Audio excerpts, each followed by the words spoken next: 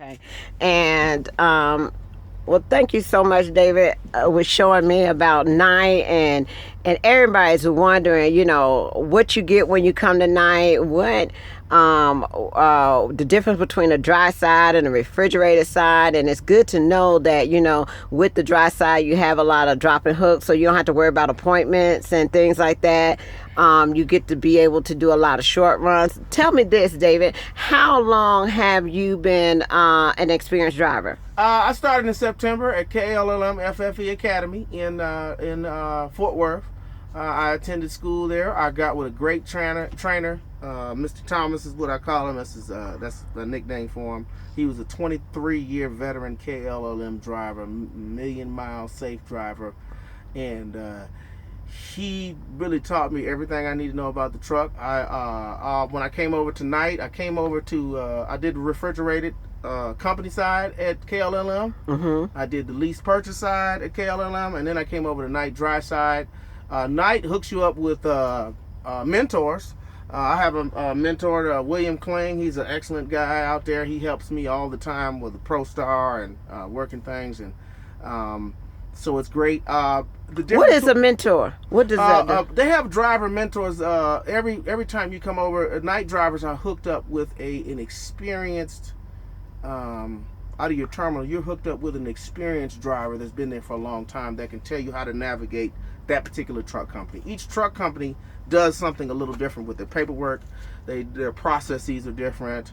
The way you interact with your dispatcher is different. Okay. And so when you go from one company to another, you need to learn the nuances of that company. So I have drivers that I can call 24 hours a day. This mentor, is that a person that is with you? I mean, like you assigned a mentor? They give you numbers of a couple of drivers. Okay, that you can call. Okay, and they know that okay. they're mentors. Okay. You let them know, hey, I'm just with Night, and they're very good, and they're excellent. They help me with any. As a driver who's been driving a little less than a year, I'm still a newbie. Okay. So there are things and questions I have, especially when you go from one truck to another. All I knew was Freightliner. Then I went to a Volvo, and I was, whoa, it's a Volvo. It's totally different. It was an 8-speed. Let me tell y'all something. It was an 8-speed, y'all, and I was shifting like a 10. Okay. So I had to stop, slow down, and learn a little bit difference of the shifting pattern. And now I went to automatic. When I first got the truck, it had all kind of alarms and bells going off, and I was able to get with a experienced driver who had an automatic or international. So I think that's an excellent program. I suggest any truck driver, regardless if your company has a mentor program or not, is to find a driver that's been there for years, get to know them, befriend them, and use them as a resource, ask some questions, because there are tricks to the game that I've learned now that it wouldn't happen without learning. So you're always learning. Okay. Also, I know everybody wants to know the difference between the refrigerated side and the dry side. Well, let me tell y'all something. There is really no advantage or disadvantage to both. I'm going to tell this why. On the dry side, you could park anywhere. I parked at a hotel, a store, in the mall. I mean, you might have to put this 53-footer in places that, in the reefer, you're going to back up to a dock. It might be a tight dock, but you're going to back up to a dock. Okay. There is advantages and disadvantages. A lot of dropping hooks. You get a lot of successive loads. You go to interesting places. Reefer side, sometimes you have to sit and wait. Usually, but you sometimes you're making good money at detention. Depends on which company you're with. Reefer seems to be longer miles. Dry van seems to be shorter miles. Okay. Reefer is 24/7, 365 days a year. You're going to be busy. Okay. Dry is up and down, and so. When is it busy on the dry side? Everyone says that this is the slow side season, so that April, May, tax season's going to come. April, May, June, July. Is going to pick up. And on the dry side, you might pick up anything. I know guys, they pick up hay, from hay to refrigerators to batteries, okay, to all kinds of stuff. And then Tamara, you saw me, I picked up 24 mattresses and took okay, it to I don't mean to laugh. Let me ask you this, David. With the dry side, are you required to do a lot of unloading? Actually, it's all no touch freight, but because I'm gonna say this, because the drive side is so strange. You could get anything. You may be in a situation where you have to be prepared to unload. Because I Wait a minute, Dave. Hold up. Okay, being a female, okay? I'm a female driver, right? And I'm on the dry side, right? So if I get a load with some mattresses, you mean to tell me I have to unload those mattresses? The company will make arrangements to get it unloaded, but because... Is it a choice? Well, yeah, it was a choice. I did get paid for it, but because I had other loads ahead, I wanted to... I was actually at a construction site. Okay. And... I was the only one. Nobody spoke Spanish. I spoke a little bit of Spanish. Okay. And I was navigating my way through it. I was way out in the boonies. Okay. And there's no lumpers. Okay. And the construction workers were gone to lunch. Okay. And after a while, they're looking at me. I'm looking at them. So I got creative, pulled out a couple of bucks. Found a couple of guys standing outside Home Depot, and we all got these mattresses out. Okay, now they will reimburse you for that. Okay, yes, okay. I did get paid for it, so as a female driver, as a woman driver, if I came tonight and I came to the dry side, you wouldn't have to worry about unloading for it. Okay. Because at night you have choice. You do have load choice on the company side. You do have choice of loads. Okay. As I say, I didn't know anything about it. I didn't figure it was anything. So when I pulled up and I opened up that trailer and I saw the mattresses, I was like, how this gonna work? And then y'all should have seen where I had to back up. I had to back up in a motel parking lot. Okay. It wasn't a dock. So let me tell y'all something. For y'all that can't back or scared of back and you think, man, I'm gonna go drive so I can do all drop and hook, you better go flatbed. Because you might park at some of the strangest places in America. Whereas in the reefer side, you basically going to go do a dock. Do a dock, okay. And reefer is so huge that unloading is really not really obvious. Okay. I unloaded once or twice a reefer, but you got to sort all the stuff. And you go to some places and if you want to unload your own freight, you're taking away their money. They come up with all these rules. You got to have 4-5 hard hats, 3-4 safety vests. I went to one place, reefer, when I was at KLM, and they wanted you to take a safety course before you can unload. Okay. Y'all just want to get there. Go ahead and get that $150. Let me go sit back in this truck. Okay. So it's by choice as far as But I needed to get going. I didn't have time to mess around with the guys. So I did need to get going because, as I say, on the dry side, I might have 3 or 4 loads already lined up. Okay. So I got Okay. So you just made that choice on your own. Right. That's not something that is expected. No, I didn't have to do it.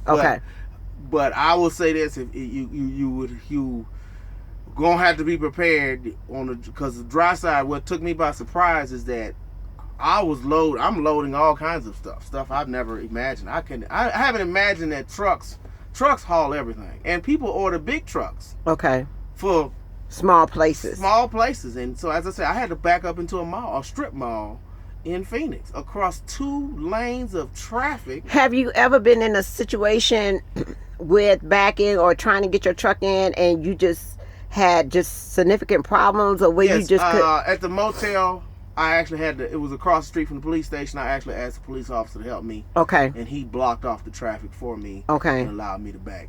At night, at anywhere, as you as a driver, if you cannot back up, if it's too hard, call your corporate safety rep and say, hey, I need help getting this truck in here. I'll usually ask the police officers. I'll talk to the store because some of these places aren't designed for 53-foot trucks. So okay. Is that a safety issue? Like, if you go into a place that is not designed for a truck this large or this big, it is a safety issue. Okay. Because as a truck driver, you're responsible for that rig and everyone else, and people around you are not familiar or respectful of the damage this rig can come. It's very important to be safe. So it's very important to get as much pre-information. One good trick I use is Google Maps satellite view. Oh, okay. Boom, look at it. Say, this is a residential area. Then when you get there, you find a safe place to pull over. You don't want to be a sitting duck. You find a safe place to pull over, walk down to the shipper receiver, find out what's the procedure. Usually at major docks, on the reefer side, you usually don't have to worry about it because you pull in the dock. On the dry side, you might pull in anywhere. And as I say, if it's too difficult, you need to make a call and let somebody know that, hey, I need help getting this in here. Especially when you're going across lanes of traffic, you have to use. Sometimes you might have to use your triangles. Okay. Policeman had me. The police officer helped me. He had me use my triangles. He Okay. said, get the triangles out there, and I'll get the other side, and I'll help you get in. Because Okay. he saw I had to go across multiple lanes of traffic to get a big 53-footer in there, and there was really no way to get it in there. Okay. And I would have had to make an illegal U-turn. And you don't ever want to make a U-turn with a truck. That's just prohibited. You don't want to do that. So, yeah, folks, you can ask the police for help. Okay. Most of them will help you, especially if you're in a situation where you get jammed up. And I have been jammed up twice, and I've had officers help me. They might give you a little butt chewing, but who cares about the butt chewing? Okay. Y'all remember that video online of that guy in that truck trying to get out, and he told the truck up when he really should have just asked for some help. So, yeah, it is a safety issue. When I was at KLLM, there's a particular receiver in New Orleans we all know about. Very good customer, but you had to back across 2 lanes of traffic. Right. And I did let the safety people know, and they were responsive. They called them and said, hey, you got our guys backing the truck off across 2 lanes of traffic, and working with the cities or whatever to get stop signs or whatever. Okay. Because if a receiver is getting big trucks 3 or 4 times a week, they play a role in responsibility of, hey, we need to put some signs up, let people know trucks are coming in and out. Okay. But you definitely don't want to play around with this big rig backing across lanes of traffic. But as I say, I warn y'all, on the dry side, you could park anywhere. Okay. So if y'all are thinking, oh man, I'm going dry, so I ain't got to back, you're going to have to back. Okay. So Okay. you might want to try flatbed or something. Okay. You're going to have to back this thing up. Okay. So, but it's been great. Learning a lot. I want y'all folks to pay attention to Tamara's videos. She has a lot of information. I'm excited about when she's going to make her tax encyclopedia video. Because tax season is coming up, and truck drivers have complicated taxes. I know it. I was company, it. lease purchase, and company, so my taxes is all over the place. And I had a place. job last year, so Right. a regular job. Right. So it's And that's gonna what be a I lot. wish it was more too, as far as that's what I'm finding out with drivers, not only company, but independent contractors, lease purchase, the different deductions, and keeping up with this paperwork. I mean, we have a lot of paperwork Right. that we have to do. And and it's tedious. You have to write everything down, your mileage, your Right. fuel, your, what you're spending on food and everything. Exactly. And sometimes, we like to focus on just driving and getting it done. And we really don't have anybody that we can count on, say, did you get this in, or are you keeping track of this? And it's kind of tedious to have to be able to keep track of all that every 3 months, because we're supposed to be, keeping our paperwork every 3 Right. months and everything up to date. So I do wish that the industry did cater more to the finances of trucking. I think a lot of us will be a lot more successful if they did that. So that's what I'm finding out, and it's a lot of things that I learned that way. Well, David, I am so glad that you was. Is there a terminal in El Paso or something for Knight? Oh yeah, Knight has 30 terminals. They all, most of them have showers, internet, vending machines. Knight, they have ample parking. So there was an excellent little small homey terminal in El Paso, about 3 miles from here. I was able to take a good hot shower. Okay. There was nobody there, so it was just me and a couple of trucks. Okay. They were all asleep. Y'all out busy. Y'all working. Y'all ain't had yeah, time. they were out there rolling. Y'all it had was time to be at the It's, terminal. Knight has a badge, and you just badge into any of your facilities with the badge. Oh, So I okay, think that okay, that's okay, great. You know, okay. You have your Knight badge. Okay. And, it's so with Knight, I don't have to do a lot of points. Knight wants you to top off at every terminal, so I don't hit as many truck stops. But what's cool is that I'm able to go to a Knight terminal almost anywhere in the country. Okay. And get a good hot shower. Also, we have a company card for scales, which I think is great. Oh, You just whip okay. out that company card, and it gives you so much a day. You can do about 2 scales. Gives you about 2 scales a day amount. But Okay. I have no problem with the scales. With Knight I do like it better than reimbursing and getting the money back. But the scale thing is excellent. I love it. Okay. But yeah, it's a lot to learn out here, folks. You're gonna love it. When you go, as I say, when you go from one company to another, you're gonna use different trailers. You're gonna learn all the good stuff. So watch the videos of the various truckers that's gonna teach you how to stuff. Who do you watch, David? Who do you watch? Actually, I watch a guy who's no longer a truck driver. He's called Your Boy E. Oh, okay. I remember. Okay. He's a student now, but he has made some excellent video. William Kling at night makes some excellent videos, very instructional. I'm gonna tell you a good example. When I came from KLLM to Night, KLM trailers are marked at the California line. KLM has really brand new trailers with the push buttons. It's really nice. It's easy. Okay. Night has new trailers, but they're the Wabash with the lever. Yeah. And there's no mark for the California line. Oh, So okay. I knew how to do it in theory, so I pulled up my boy E, and he showed me how to get that tape measure out. I got that tape measure out, y'all, and I started with a grease pencil marking my trailer. So and get it right at that California line, because when you go through the scale in California, if he sees that mark, that DOT officer, he's less likely to get out the truck and measure you. Okay. He looks.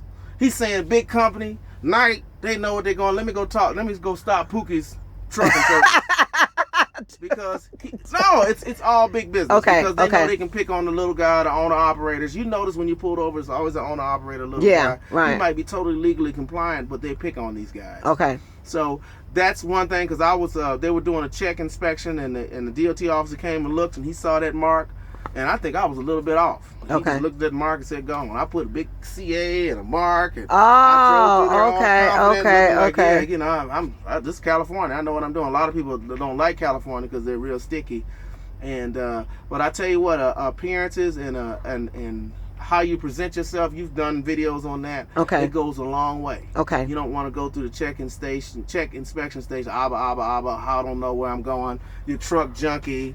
You're fumbling and bumbling all in the truck, papers everywhere. Okay. That just gives them more reason to say, you know what, I'm about to go on that truck, and I'm about to get a ticket. Okay. Because they need that money, and they can find anything on the truck. So, Okay. Night has a great bonus program. Productivity is $1 cent to 2 cents per mile. Inspection is 1 cent to 2 cents per mile, and they have and I could be, I'm generalizing, and they have a mileage bonus. Fuel mileage bonus. So you go through this inspection process. They come and look at your truck. They check your tire pressure.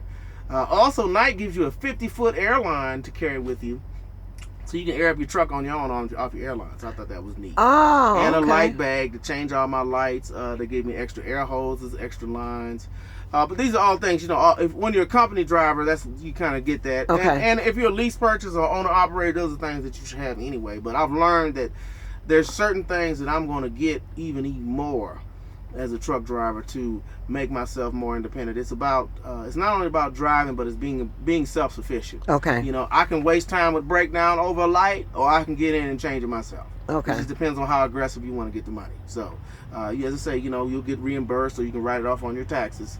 But the more independent, the more you learn about trucking, the better. Now, me and you talked about, I want to learn like dispatching, yes sir, how to fix a truck. Yes sir. Because let me tell y'all something, the next phase in my trucking career is going to be the fix it phase. Because let me tell you something, it's always a truck. Have you noticed a truck always broke? Right. Always in the shop. So somebody in the shop who out there as a mechanic need to make a video, because somebody out there is getting their grind on with them, so many ways, trucks. It's so many ways to make revenue. Yes. Out here in the truck. It's not only just driving. I mean, you can work on a truck. You can even wash in a truck. But I think this is the base. I think everybody in the trucking industry, my personal opinion, should have to get in this truck and experience what it is. When you're talking to a dispatcher who's been a driver before, it's a whole lot different. Like, oh, you at the shipper? Oh yeah, I know they be calling. Let me give them a call. It is different when you have a dispatcher that's been a driver than a dispatcher that's never drove or been in a truck before. It is different. It is different. It's something that we got to work on. Another resource I use is Kevin Rutherford on Sirius Radio. Road Dog Trucking. Yes. That guy has an excellent program, and he started something called the Trucker MBA. Which basically he's going to walk somebody through from company how to get a truck to owner operator, getting your own authority. He's starting that.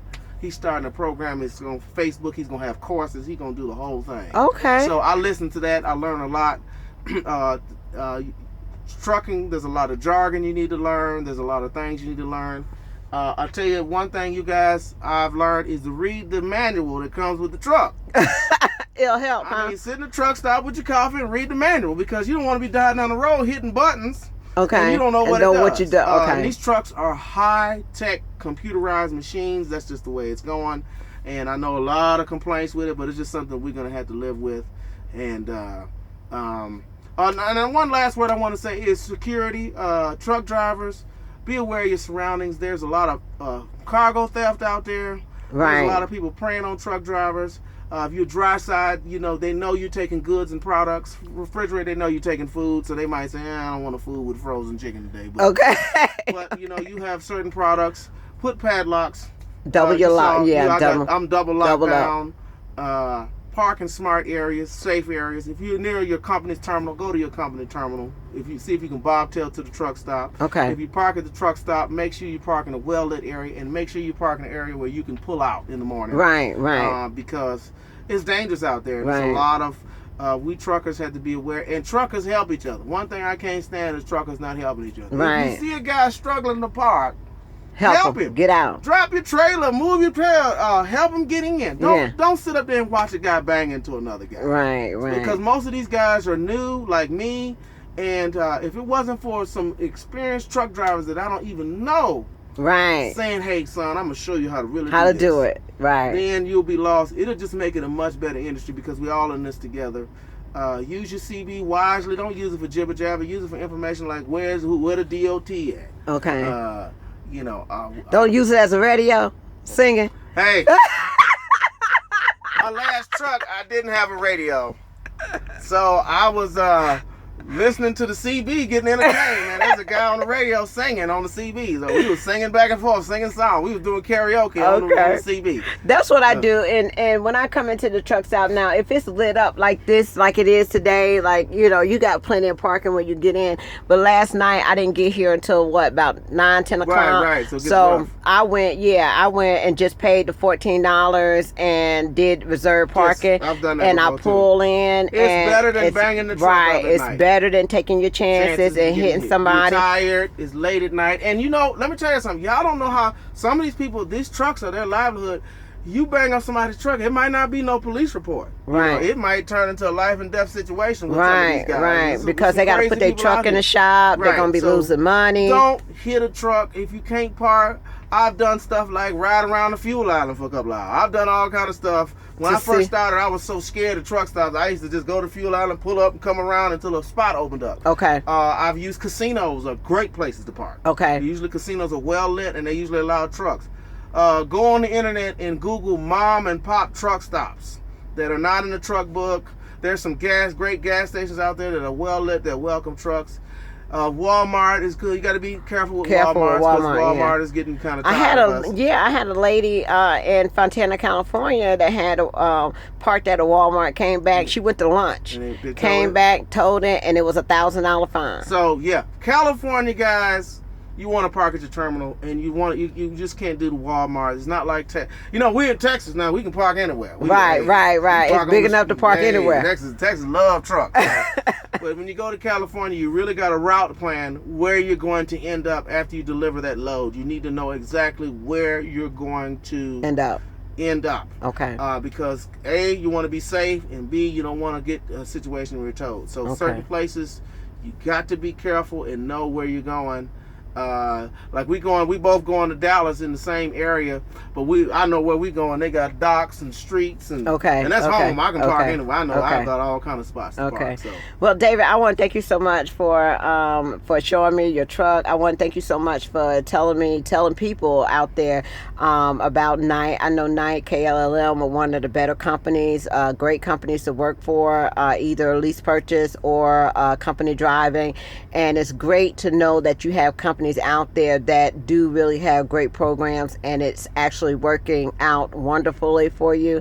And I'm just amazed, and I love your truck, and I'm glad that you're happy at what you're doing. And until next time, thank you so much. I really appreciate it. And I think you helped a lot of people that are thinking about getting in this industry and deciding on what companies to go Biggest with. thing for y'all do is decide. Don't wait around. I see y'all posting Swift versus so-and-so. I see all that all the time. Just go. Pick a company. And go with If you it. can't decide, pick the two we just mentioned. Pick the 2Ks. The night and the KLL, the 2Ks. Get your keys to the truck. Nah, Get the driver. and go. Don't sit up there and debate over the trucking schools with this program, that program. Get Pick your a license. School. Pick a school. And, I just heard Jim Richards, because I still listen to the employee line. Uh-huh. Congratulations, KLM is getting a store. Yes, sir. Yes, with the gear. Yes, That's sir. nice. Yes, sir. Yes, sir. That's nice. We got to compete. Y'all Nice. got real Hey, nice the Ks. T-shirts. We on the K.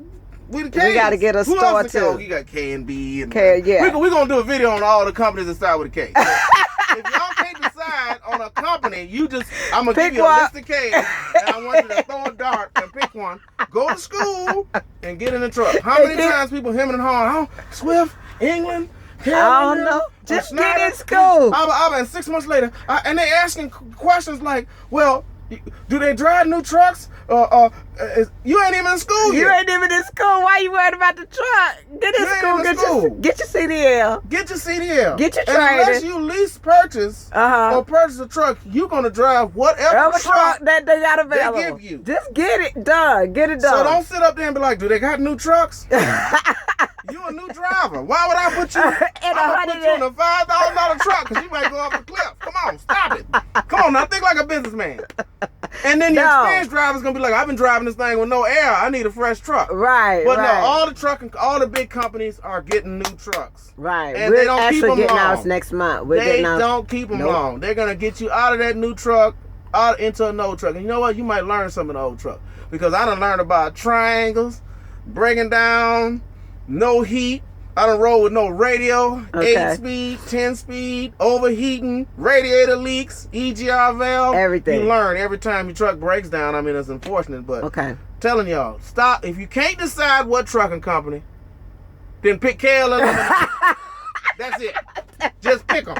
And go. If you in limbo, pick them. Get it. Get it and go. Go to Get up. drivefornight.com or go to KLLM.com. .com and go. That's right. And get it done. That's what I'm talking about. All right. Well, thank you so much, David. I really appreciate it. I'm finna go in here and get showered up. And then we gonna get cleaned up rolling. And then get Yeah, we going. convoying, y'all. All right. The K.